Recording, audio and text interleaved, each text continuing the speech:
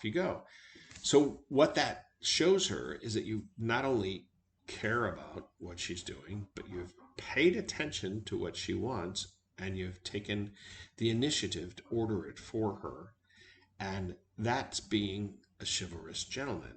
Now, she doesn't mention that. And lots of times women are not so crazy about that. But if you do that the first time, you know what she's going to say? She's going to say to you, you didn't need to do that. And you'll say, I know, but do you mind if I do that? You have to ask the question, do you mind that I do that? Or you might have even asked before they come, do you mind if I place the order for you? And she might say, no, that's fine. And so that's being chivalrous. That's being a gentleman. Asking if she minds. Do you mind if I do this? No, I don't mind at all. He introduces you. Okay, here's the next one.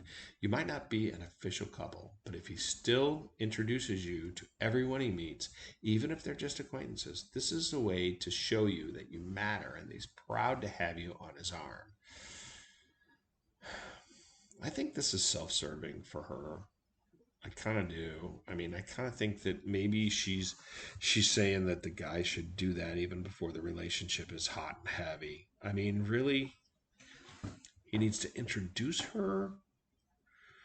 I suppose that's the case. I mean, you're in a place and you meet a friend and she wants to know where you stand. Okay, so yeah, that's probably a good idea. Hi, this is my friend. How do you even introduce her? This is Jennifer. This is Jessica because her name's Jessica. This is Jessica.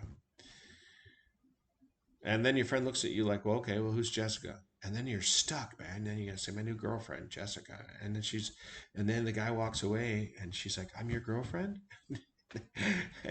You weren't really ready to call your girlfriend. I mean, it's your third date. And, or she says to you, well, I'm not your girlfriend. And then you've screwed up. Dude, you got to be careful sometimes with those things. This is Jessica.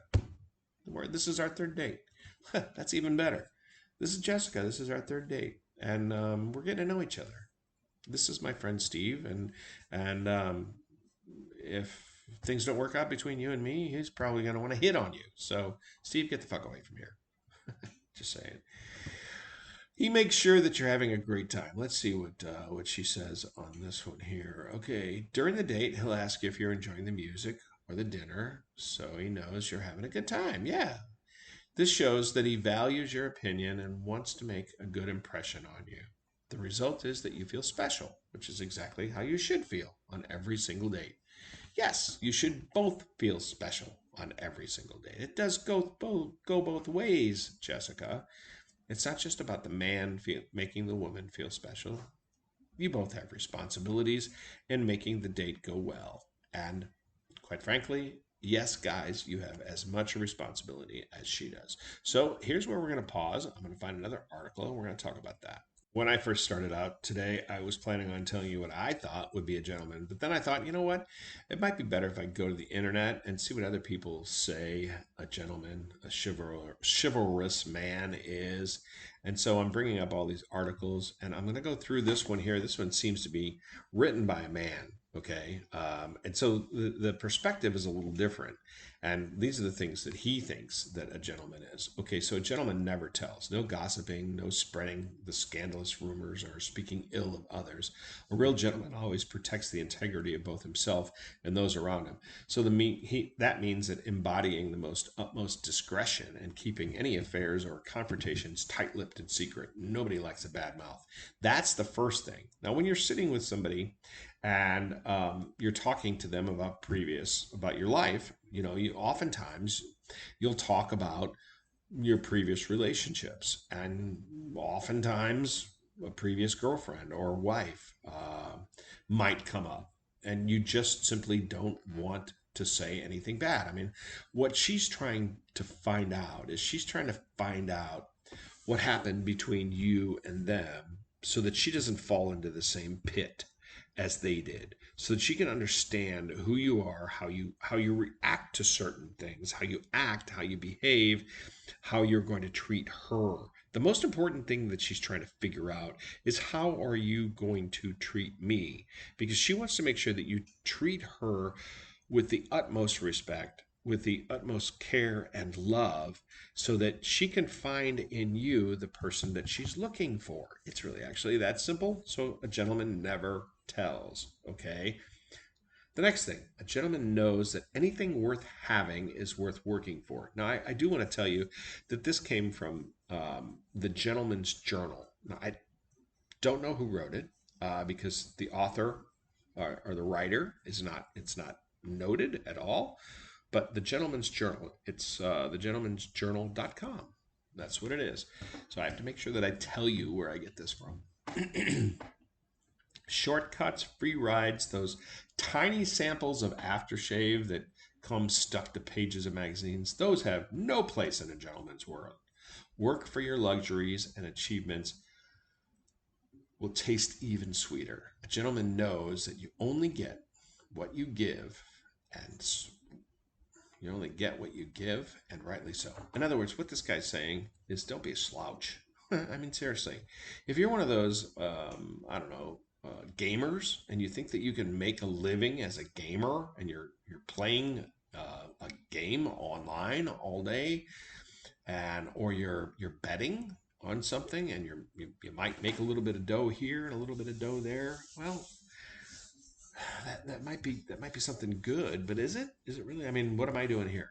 I'm sitting here in front of my microphone and I'm talking to you. And is this work? Well, it might work for you. The point is that it might be something that you need to hear. So a guy needs to work for the things that he's done. I'm 61 years old and I've worked really hard in my life and I've learned an awful lot. And going through this particular article, I'm teaching you some things, okay? I like the next one. A gentleman knows how to dance. Not too much, though. You don't want to be like Saturday Night Fever. No one likes to see a grown man moonwalking at a family wedding. Instead, just need enough footwork to ensure that you can confidently hold the floor. Romantic dances, too, are worth a gentleman's attention. Master even the simplest of steps, and you'll be the one, the man on the street. A gentleman helps anyone with their baggage. I would say it goes beyond baggage. I mean, it basically is you would help anybody with anything. That's the most important thing. If somebody needs some help and you see it, the gentlemanly thing to do is to help them. I mean, this guy says the same thing. A gentleman always RSVPs. You should never, ever leave your nearest and dearest hanging.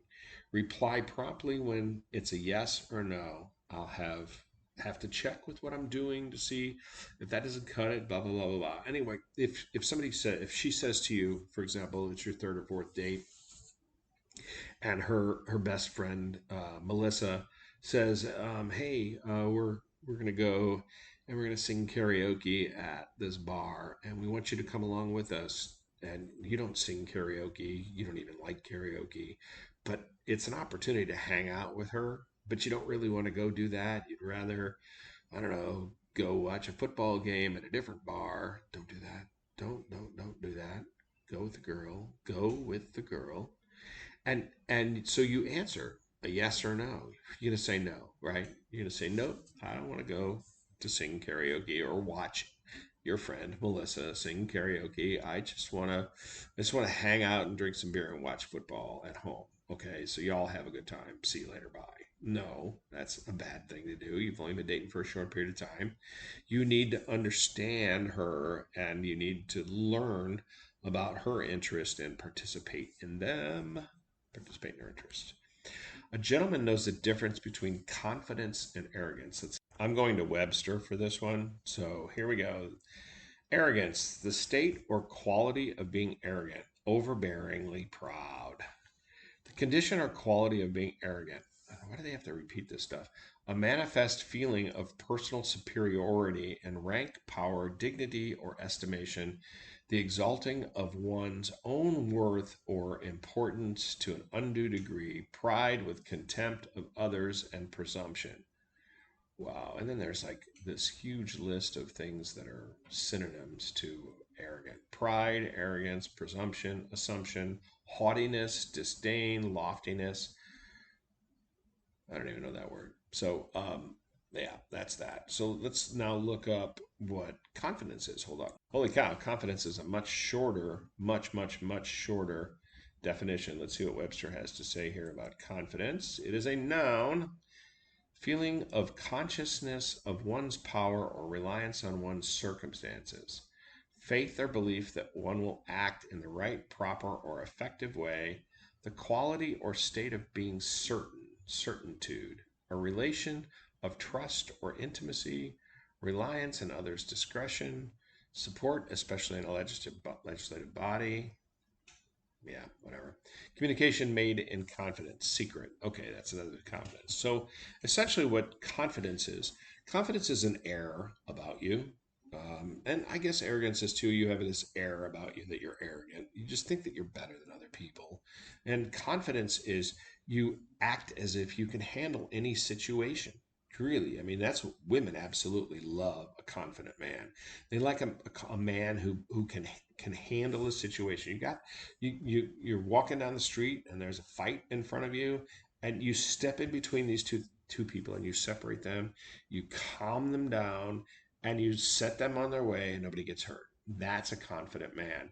An arrogant man might handle that in a totally different way. Get in there and start yelling and screaming at both of them, telling their douchebags or whatever. You know, it might just get ugly. An arrogance is ugly. It's ugly. Confidence is something that is attractive. Be confident. Don't be arrogant. Let's get back to the article. I'm really not crazy about this list, but we're going to go on. Excuse me. A gentleman is open minded. Sharp wit can win any argument, but an intelligent gentleman knows the benefits of listening to the views of others. Now, I've mentioned this before, but you need to listen. Okay, you need to listen and have an open mind. I don't know why open minds are important, but there's lots and lots of things going on in the world today. And if you have a closed mind and you have a certain picture of what it is that you've been told, the things are, they're not always what you're told. They might actually be something different. So, with an open mind, you review all of the options that are presented to you and you make a decision for yourself as to whether or not it's right or wrong. I don't know how that means you're a gentleman because it has absolutely no bearing on the way that you treat somebody. Well, I guess it might be because if you're sitting there with somebody and she says to you that she believes that, I don't know, Biden's a great president, you might think, well, that's not the case. I mean, after all, if you look at the the economy these days, good Lord, it's going into the toilet. But you have an open mind. Listen to why she thinks that Biden is a great president. God, that's an awful example. But the, excuse me, the reality is you need to then just have an open mind. She might say, well, olives are the very best, most delicious thing you can put in a martini. And you might like, I don't know, you might like onions in your martini. And so you have this conversation about olives versus onions. Don't get into a confrontation about it. Just have an open mind. Maybe you should try an olive with your martini instead of that always onion. I don't even know if onions go into a martini.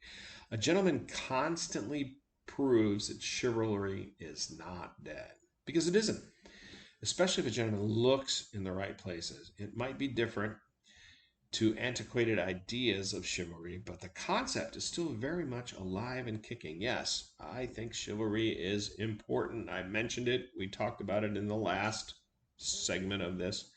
A gentleman should not go out of his should, I'm sorry, a gentleman should go out of his way to ensure that he never makes someone cry. Oh, that's a nice one. Unless it's tears of happiness, like from giving a girl a Jaguar or that vintage wine. I don't know. See, also chopping onions. That's funny. A gentleman never lies. I don't know of anyone who doesn't tell a lie. I know that no one is supposed to be a liar, and we're all supposed to always tell the truth. But does this dress make me look fat? What do you say about that, guys? Do you say, I think it looks me. I think it makes you look beautiful. I think it fits you perfectly. That is a lie. Does she actually want to hear that? I think what she wants to hear is the truth.